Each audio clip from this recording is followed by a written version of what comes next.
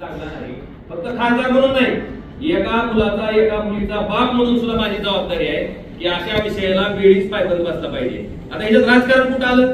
जी लोक ड्रग्ज विक्री करत होती, ज्या लोकांनी ड्रग्जचं व्यसन केलं, ती लोक शाव झाली आणि जी त्याच्यावर बंद व्हावं म्हणून प्रामाणिक प्रयत्न करते ती चोर झाली का? आणि मंत्री महोदय मला सांगायचंय, त्या ड्रग्जच्या प्रकरणात इन्व्हॉल्व असणारा माणूस प्रेस कॉन्फरन्स घेत आहे आणि आमचा बाप काढतोय. तर आमच्या बापानं दूध विकलं, काय दूध विकलं चूक आहे का? दूध विकलं काय? ड्रग्ज तर नाही विकलं. कुणाला वाटलं आणि मला कमीपणा बी नाही, माझा बाप दूध विकत होता, काय कमीपणा आहे मला त्याच्यात? अभिमान आहे. लेकरं जगत होता, कुणासारखं ड्रग्ज तर गाव घालत नव्हता ना कुणाला. हिपर्यंत त्यांची मजल गेली आणि त्या आरोपीला अटक होत नाही. काय प्रकार आहे नेमका? राजकारण आम्ही करतोय. आज किती दिवस झाले एसपी साहेबांना दोनदा भेटलो, अजून आम्ही सामूहिक आंदोलन केलं नाही आणि आज तुम्ही सांगता राजकारण करतो. काय राजकारण केलं आम्हाला कळून द्या ना. या संदर्भात एसपी जे आहे तुम्ही माहिती घ्या का अटक होत नाही त्या आरोपीला आणि त्यांचे क्वालिटी तपासावे साहेब, कुठल्या नेत्याबरोबर त्यांचे संपर्क आहेत. या संदर्भात खरं हा डीसीचा विषय होऊ शकत नाही. विषय मलाही कळतंय मंत्री महोदय, तरी सुद्धा हा विषय जिल्ह्याच्या दृष्टीनं अतिशय महत्वाचा आणि आजच्या तरुण पिढीला घाईमध्ये येण्याचा विषय असल्या कारणाला मी या विषयाला मला परवानगी दिली. परंतु तुम्ही माझंही ऐकून घ्या. जेव्हा पालकमंत्री झालो आई तुळजाभवानीच्या दर्शनाला मी मंदिरात गेलो. मंदिरातून बाहेर आल्यानंतर मला आई पुजाऱ्यांनी तक्रार केली की ड्रग हा तुळजापूरला हा भयंकर होण्यासारखा प्रसारित झालेला पालकमंत्री म्हणून या तक्रारी दर्शवल्या. त्यापूर्वी मी काही वृत्तपत्रांमध्ये आणि काही शाळांच्या माध्यमातून त्या बातम्या ऐकल्या होत्या. ज्यावेळेस आमची कॅबिनेटची बैठक चालू होती त्या बैठकीमध्ये माझी पालकमंत्री म्हणून नियुक्ती झाल्यानंतर मी सर्वप्रथम जर कुठला मुद्दा घेतला असेल तर कॅबिनेटमध्ये हा मुद्दा घेतला होता की सर मी धाराशिवचा पालकमंत्री आहे आणि ह्या जिल्ह्यामध्ये तुळजाभवानी मंदिराची मार्गे पवित्र ठिकाणी तुळजापूर शहरामध्ये ड्रग्सचा व्यापार मोठ्या प्रमाणात होत आहे असं बातम्या येत आहेत. हे आपल्या दृष्टीने अतिशय खेदजनक आहे आणि मुख्यमंत्र्यांनी त्याला अनुमती दिली आहे. मुख्यमंत्र्यांनी स्पष्टपणे सांगितलं की त्याचा नाही राहणार. त्यानंतर मी जेव्हा तुळजापूरला आलो तेव्हा तुळजापूरला काही जगदंबेचं दर्शन घेतल्यानंतर बाहेर आल्यानंतर पुजाऱ्यांनी मला वस्तुस्थिती सांगितली आणि मी लगेच एसपीला सांगितलं की याच्यावर ताबडतोब कारवाई करा. कुणीही असेल, कुणीही बायका लाल असेल, कुठल्याही पक्षाचा असेल, भले तो माझ्या पक्षाचा असला तरी किती मोठा नेता, त्याला नेस्तनाबूत करा, गाडून टाका, अशा प्रकारच्या सूचना मी एसपीला दिल्या. त्यानंतर काही परत पुजारी माझ्याकडे आले की साहेब तुम्ही एसपीला सूचना दिल्या परंतु हे खालचे अधिकारी हे अशा पद्धतीने आमच्या तक्रारी तुम्ही पालकमंत्र्यांकडे का करता म्हणून विचारत आहे. ताबडतोब त्याला मी तो अधिकारी जो होता त्याला झापलं आणि सांगितलं ड्रग्स मध्ये बिलकुल कॉम्प्रोमाइज करणार नाही. जर कुठल्याही पक्षाचा आणि कुठलाही माणूस, कुठलीही व्यक्ती, कुठलाही नेता या प्रकरणात असेल तर त्याला नेस्तनाबूत करा. पूर्ण सरकार माझ्या पाठीमागे, मुख्यमंत्री आणि माननीय दोन्ही उपमुख्यमंत्र्यांशी माझी चर्चा झालेली आहे आणि त्यानंतर तुमच्या माहितीकरता सांगतो मी सातत्यानं ज्या पद्धतीने वृत्तपत्रांमध्ये बातम्या येतात, ज्या पद्धतीनं टीव्ही चॅनलवर बातम्या या संदर्भात यायला लागल्या, मी एसपीच्या संपर्कात होतो. किती आरोपी पकडले, कुठल्या आरोपीवर कुठला कलम टाकले, त्यानंतर किती आरोपींना आता काय झालेलं आहे, त्यांना बेल अप्लिकेशन झालेलं आहे का? एसपीने मला सांगितलं 2 वेळा रिजेक्ट झालेली आहे. त्यानंतर मी विचारलं अजून आरोपी किती आहेत, त्यांनी 22 आरोपी सांगितले. त्यातले 17 ते 18 आरोपी कुठले आहेत त्यांनी तेही सांगितलं. 4 ते 5 आरोपी कुठले तेही मला सांगितलं आणि त्यानंतर मी कालच एसपीला इन्स्ट्रक्शन दिलेले आहे त्याला असं सोडू नका.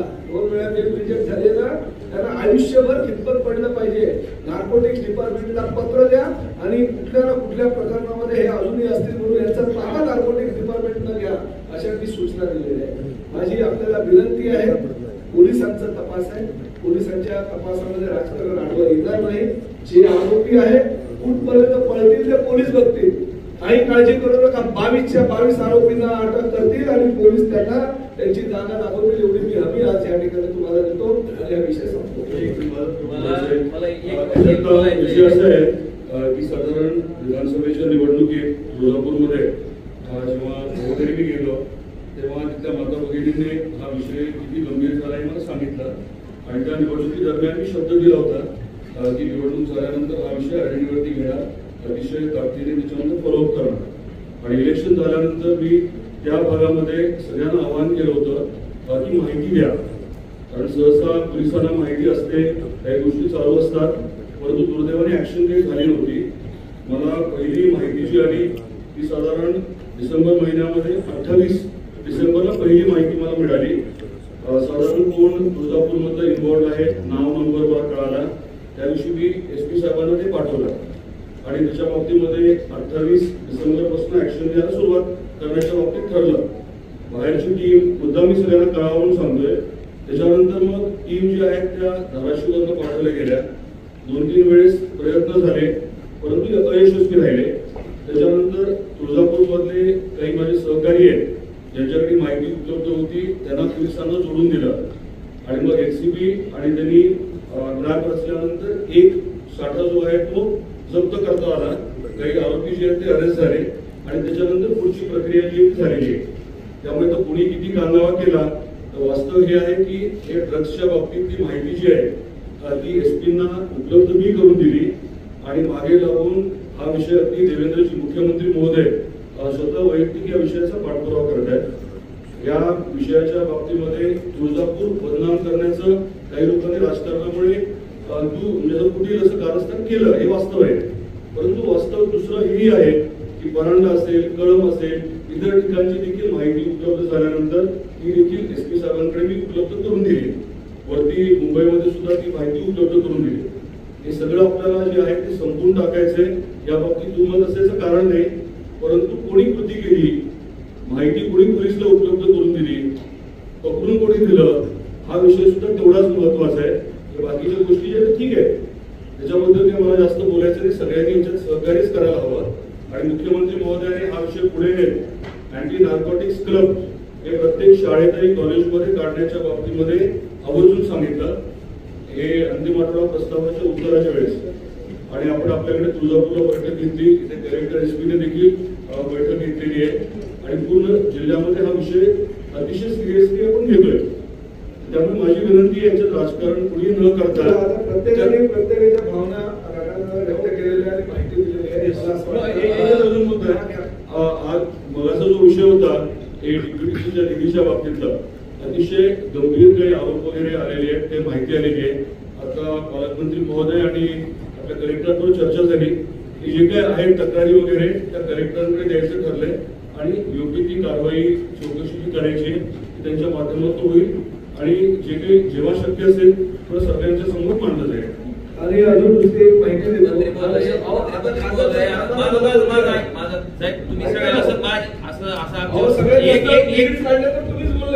एकच मिनिट मी आवाज तो बोलणार नाही. मंत्री महोदय, मी ज्यावेळेस गणेश उत्सव होता त्यावेळेस मी तुळजापूरला गेलो. त्या गणेश उत्सवाच्या काळातली माझी भाषणं सुद्धा रेकॉर्डवर आहेत. मी त्यावेळेस सुद्धा म्हणलो होतो की आई तुळजाभवानी यांना बघून घे. मला एवढाच प्रश्न आहे की त्या पत्रकार परिषद जी घेतली त्या पत्रकार परिषदेमध्ये जो आरोपी ड्रग्ज घेत होता त्याचा भाऊ येऊन सांगतोय की व्यसन लागलं होतं आणि ती व्यसन सोडवण्यासाठी त्यांच्याच नेत्यानं गुजरातला गुजरातला का कुठं नेलं. मला काय म्हणायचं साहेब, जर माझ्या कार्यकर्त्याला असं व्यसन लागतं हे लक्षात आलं तर माझी जबाबदारी काय? निवडणूक होईपर्यंत वाट बघायची का? त्याच दिवशी ऍक्शन घ्यायला पाहिजे होती ना. त्याच दिवशी कोण आहे तिघांना जाळू करायला पाहिजे होते ना आणि त्याच दिवशी ते बंद करायला पाहिजे होतं. त्याच दिवशी बंद करायला पाहिजे होतं ना.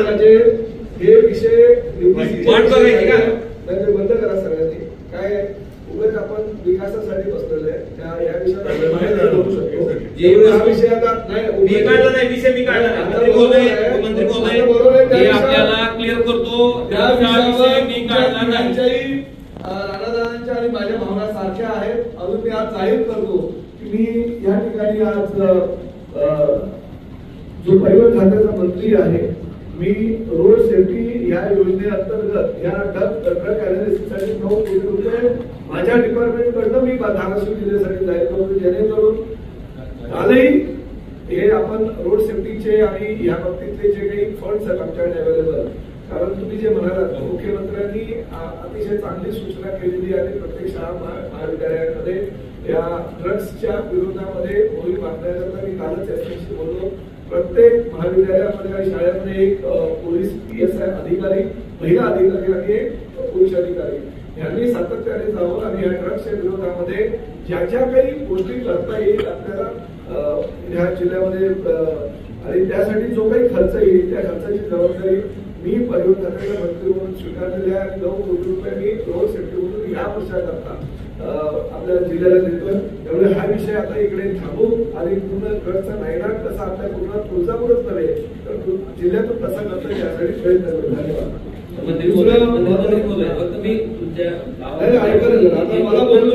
माझं एक शेवटचं माझं इतकंच म्हणणं आहे की जी 22,000 रुपये आहेत ते 22,000 रुपये बरेचसे राजकीय लोक आहेत आणि ते